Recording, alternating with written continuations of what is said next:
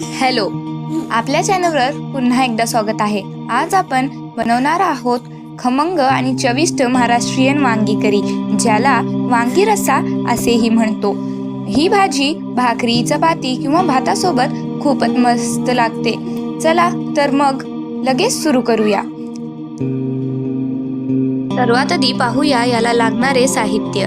वांगे, टोमॅटो, कांदा, मसाले, खोबऱ्याची कूट, शेंगाची कूट। बघा मित्रांनो, ह्या प्रकारे आपल्याला वांगीला कट करून घ्यायचं आहे आणि टोमॅटो आणि कांद्याला पण ह्याप्रमाणे कट करून घ्यायचे आहे। तर चला बघा, मी हे टोमॅटो आणि हे कट केलेलं आहे आणि मी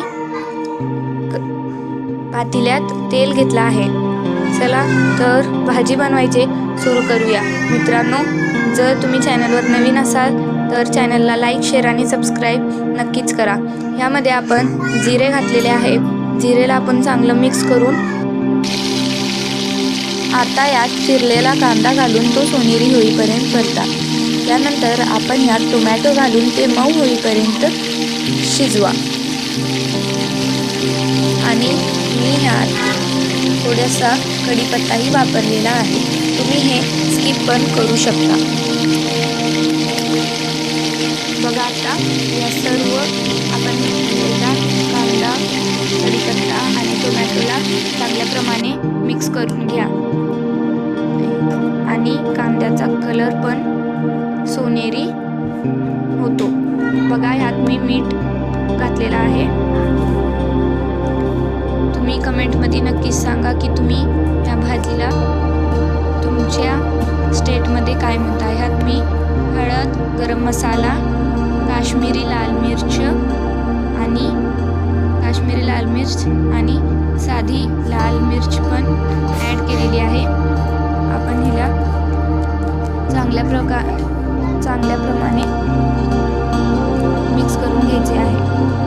चला तर ह्याला आपण मोठ्या फ्लेमवर शिजवायचं आहे। यानंतर आता मी यात सगळे वांगे घातलेले आहे।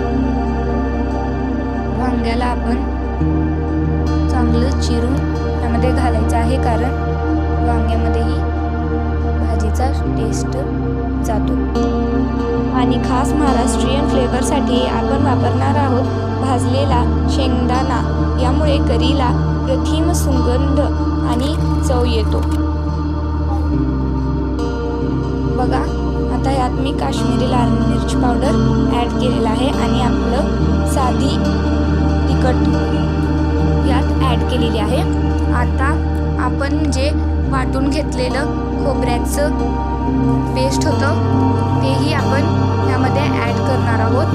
बघा, खोबऱ्याचं कूट आपण ॲड करून त्याला चांगलं शिजवायचं आहे आणि ह्यात पाणी घालून चांगलं शिजवा आणि आपलं वांग्याची भाजी रेडी आहे। नक्कीच लाईक, शेअर आणि सबस्क्राईब करा। भेटू